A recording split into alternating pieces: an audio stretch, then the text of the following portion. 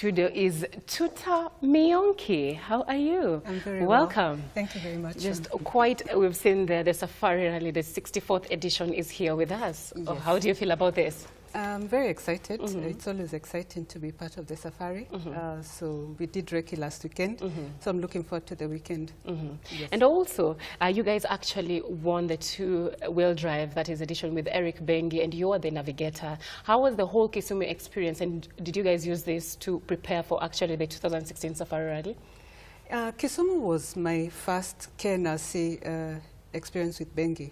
When we started off with raid together, the rally raid, but moved to KNRC with a different driver. So for me, it was good to be back home, and it was a very good experience, and having won in the two-wheel category, and by a very huge margin, was very exciting for us as well.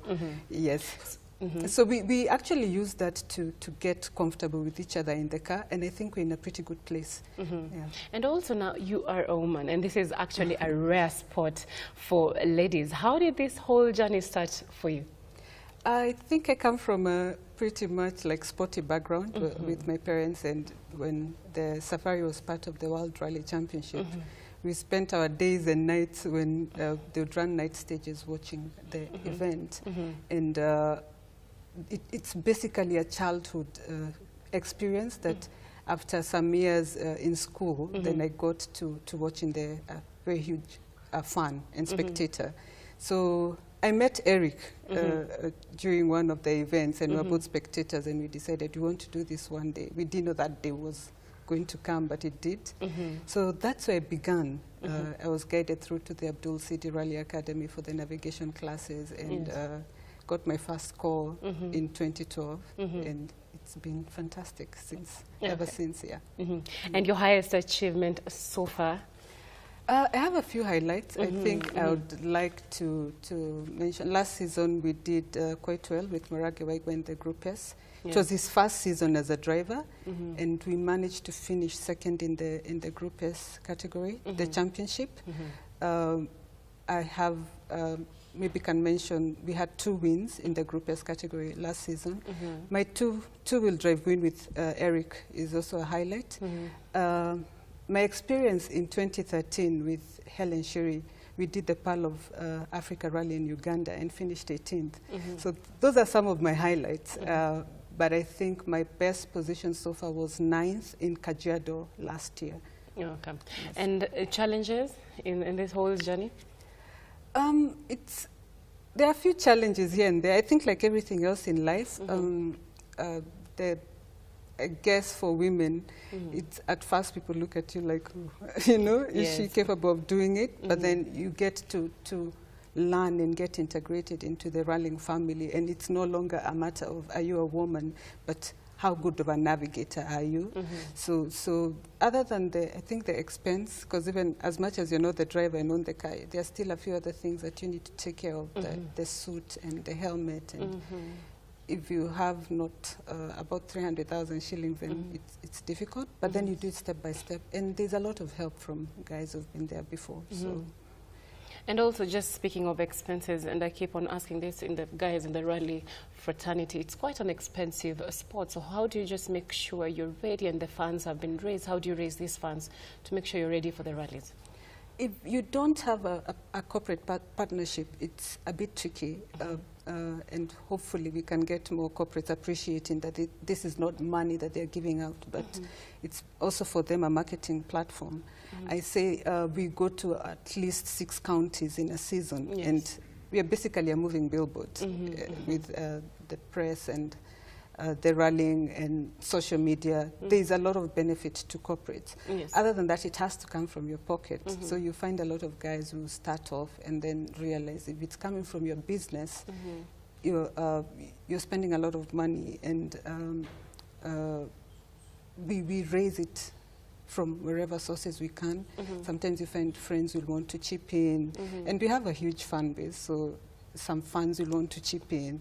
But it's an amateur sport at the moment. Hopefully it can grow to a place where it's a professional sport. I don't know when that will be. But it really comes from your pocket. Yeah. Okay. Yeah. And also, just let's shift back to the Safari Rally. Are you guys ready? How are the preparations coming along? And what should we expect from you and Benge? We are ready. We've tested the car. We've done recce. I believe we did a good recce and got good notes. For me, that's important, that you do a good recce. We're expecting nothing short of a win in the two-wheel drive category. We are confident going into it. I know for the team, this is the year that the team wants to win the two-wheel championship from Leo. I mean, he's won it so many times. I think it's time for somebody else to win it. And that's what you're trying to do. And you're doing that from event to event. It's a 3-day event. From recce, I feel that it's 3 days, but I think we'll be able to tackle it well. Okay. And apart from Verese, who else is like your biggest competitor, you and Benge? I feel that in the two-wheel, we don't have as many competitors as we used to have in the past. I don't know, the numbers seem to have gone down. It keeps getting more expensive. I mean, so we expect the numbers to go down. But I think we are the front runners in the two-wheel category. But then, other than winning the two-wheel, we have other guys that we look up to and want to emulate. People like Boldev, Chaga. I mean, we can't our car can't compete with those cars, the Evos, but then we are still competing with the Group N cars and beating some of the Group N cars like we did in Kisumu. So it's good competition all around. Okay. Yeah. So what next for Tuta Mionki? Do you want to remain a navigator? Do you want to drive? What next for you? Coming into the sport, I think like most of my colleagues in navigation, most of us come into it thinking, I want to drive, and then you realize there's more to it than just jumping into the car. And it's something that, with good planning, we'll probably eventually get there. For now, I'm a growing navigator, I believe. I want to do much more. I want to be the person people think of when they think I need a navigator. I want probably to be part of the Africa Rally Championship. It would be nice to win a continental trophy as a navigator and go to France for the awards, you know, that kind of thing. But with each event and with each driver, I realize that I grow and become better. And there's no limit. Okay. If the day Tapio comes into the country and his navigator can't drive and he calls me, you know, those are some of the dreams that you have. Sound far-fetched, but yeah. So when you just, as we wrap up, when you just get into the car, can you just briefly tell us what navigation is all about so that guys at home can actually get a hint of what you do? Basically, when we do recce, we are taking notes. The pace, what we call the pace notes, what we'll use to direct the driver during the event. When you get into the car, of course, in the last 4 years, the nerves don't go for some reason. There's a bit of the nerves at the beginning.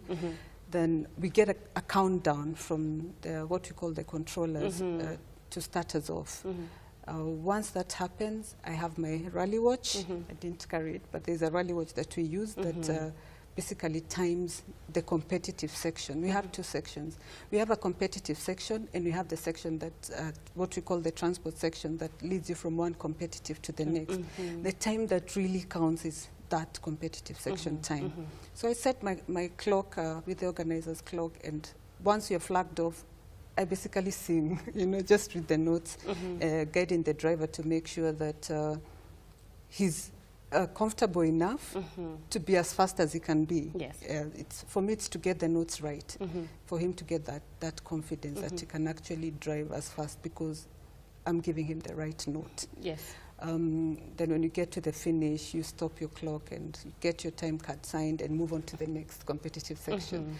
So it's tricky in that if you don't focus, if you lose your focus for 1 second, it could make a very huge difference. It could make a difference between you getting to the finish of being in a ditch or in a river, or whatever it is. Okay.